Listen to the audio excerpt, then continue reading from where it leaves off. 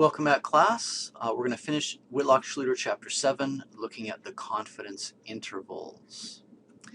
Now, I'm going to use the standard 4-step confidence interval process that I'm always going to do in this class.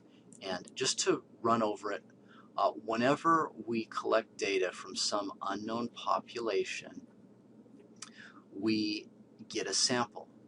And in that sample, I'm estimating unknown parameters. In this case, the unknown parameter is p, the sample statistic is p hat. There are other possibilities. So what we do is we try to find out what the distribution of p is. Okay, now we've looked at the binomial, and so very typically we're going to follow the binomial shape. We're just dividing by n on the values. So you're going to get some histogram of values, okay, and then we're estimating in the center, and then we're just going to come up with a margin of error E, and we'll go p hat plus, there will be some number times margin of error, or excuse me, times the standard error is going to be the margin of error. So that's going to be, our book calls it a z-score. I'm going to use the specific number 1.96, and then times your standard error. That's your margin of error. And that's got it, p hat minus margin of error. There is your confidence interval. What's that going to do? That's going to cover 95% when I use this 1.96. So we have this 95% confidence interval. There's only a little hair on the left and on the right left that sum to 5%. That's the big picture. We'll unpack that more in class. So to hit a specific example. Okay, we got this radiologist, got these radiologists, 87 children of radiologists, and they're hypothesizing that, well, if these guys are subjected to an extra amount of radiation, then maybe their Y chromosomes are getting tweaked out, and so, excuse me, I guess they're X's. So they're going to have more girls than boys. Now, in the sample, they got 30 out of 87. That's the sample. Okay. Yeah, 30 out of 87. So let's take a look. 30 out of 87, that's 0.345. Okay, boom, that immediately goes into my center. Standard error.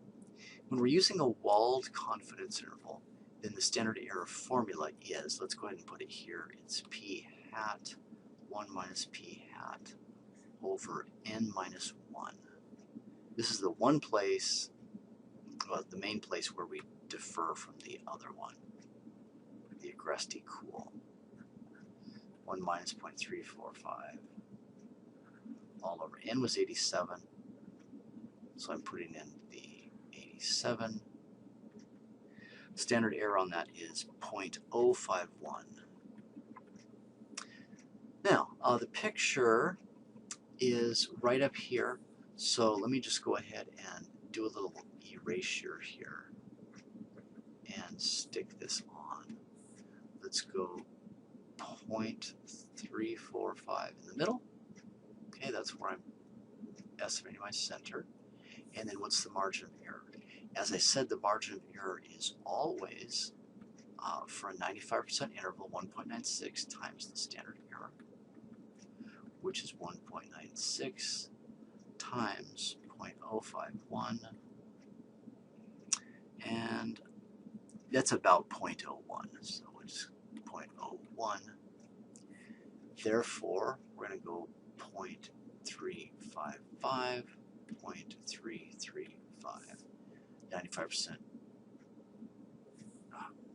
Excuse me, it's not 0.01, it's 0.1. So we have 0.245 to 0.445. Thus, we're 95% confident that the proportion of sons of radiologists is 24 to 44%.